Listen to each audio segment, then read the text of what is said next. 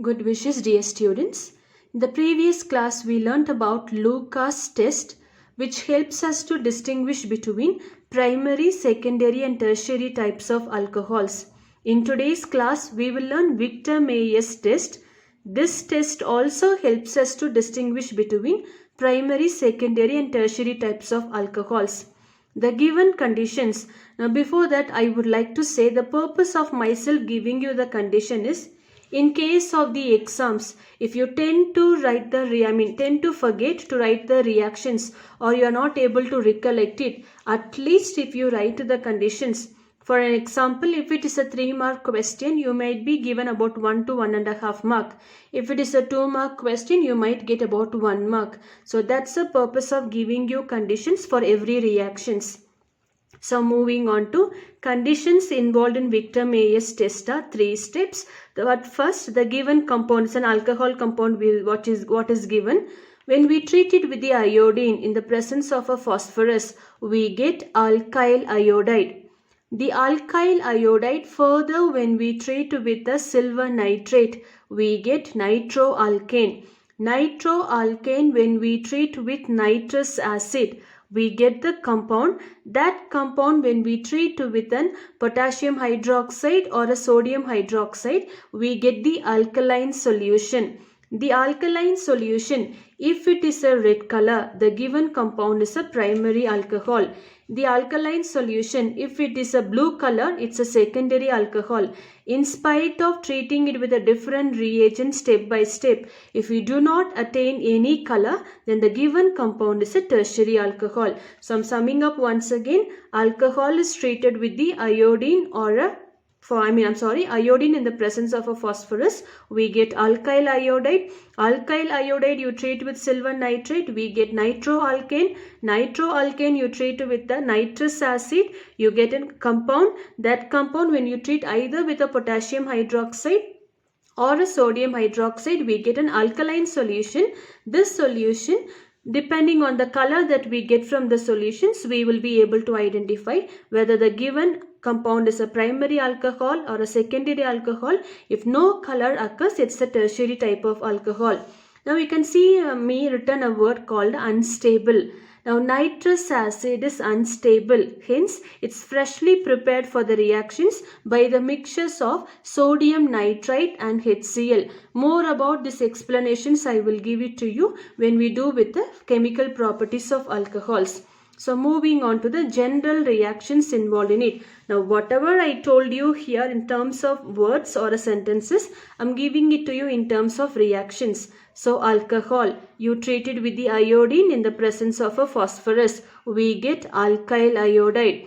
Alkyl iodide you treat with the silver nitrate, we get nitroalkane. Nitroalkane you treat with a nitrous acid. Now remember, this nitrous acid should be prepared freshly by the mixtures of sodium nitrite and HCl.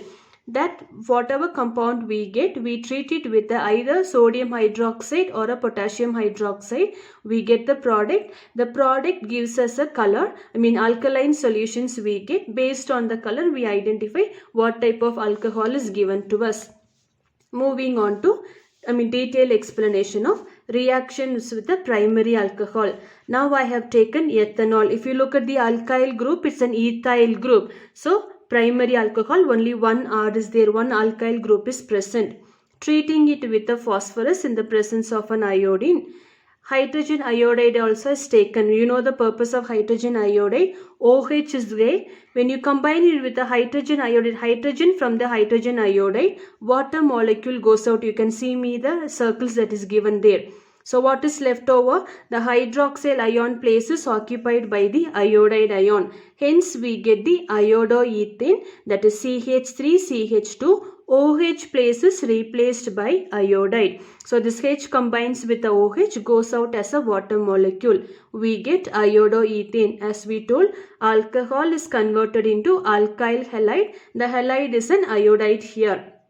Further, when we treat with the silver nitrate, this Ag combines with the I and goes out as a silver iodide. This nitro group comes to the compound. Hence we get the formula CH3CH2NO2. It's a nitroethane. Further, when we treat with nitrous acid, I told you nitrous acid should be prepared freshly. Now the nitrous acid, for an easy way of explanation, you can write it in this form: O double bond O and double bond N with a hydroxyl group. The hydrogen, two hydrogens from the first carbon, combines with the oxygen and goes out again as a water molecule. Now this place is occupied by the N with a double bond and OH here. The same thing I'm just rewriting, CH3C. Now this carbon is attached with this leftover group C, double bond NOH, we get it. On the other side we get NO2. It's a nitrolic acid. Further, the last step, what did we say? After treating it with a nitrous acid, the compound that we attain, treat it with either sodium hydroxide or a potassium hydroxide.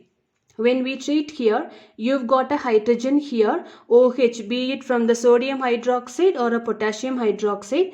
Again, the water molecule is lost there. If it is sodium, sodium goes there. If you are treating it with a potassium, potassium goes there. So the final formula will be CH3C double, but the whole structure remains as it is. Only the changes comes towards the end here, or a terminal. NO2 double bond N. In place of H we have a ONA or a OK. Now this is an alkaline solution compound. If this compound gives us a red color, the given compound is a primary alcohol. So moving on to the second one. Reaction with the secondary alcohol and reaction with the tertiary alcohol. Let's see reaction with the secondary alcohol first. The same reactions as we have seen, only finally the color will be different. That's all is the change there. So secondary alcohol you have to consider. So how many alkyl groups should be there? 2 alkyl group.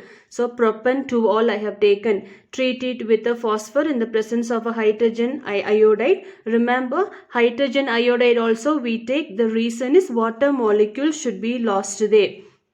Hence iodide goes there. So we get 2 iodopropane. The places of hydroxyl group is replaced by the iodide ion. Further, when you treat with the silver nitrate, here again minus AgI, silver iodide goes out. So we get NO2 goes to the chain.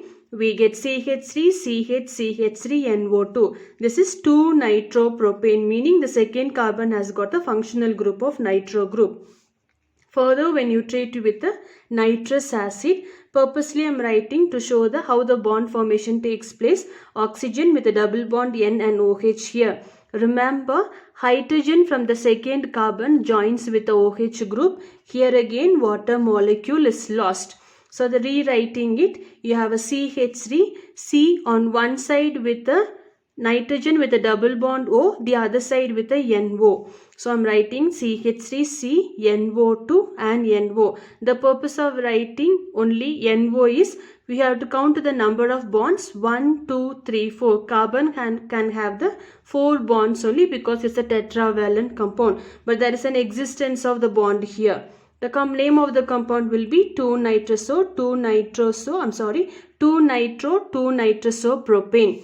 Further, when you treat it with the sodium hydroxide or a potassium hydroxide, the given compound gives an alkaline solution which is of blue color. Moving on to the reaction with the tertiary alcohol. Here you have to consider this tertiary alcohol 3 alkyl group. Again the same reactions treated with the iodine in the presence of phosphor. Hydrogen iodide also is taken to show the removal of water molecule here. So we get the new compound as CH3, CH3 we get. Further you treat it with the silver nitrate, AgI minus AgI goes out. That place is occupied by the nitro group. Further, when we treat with the nitrous acid, as we have seen in the tertiary alcohol, no reaction occurs.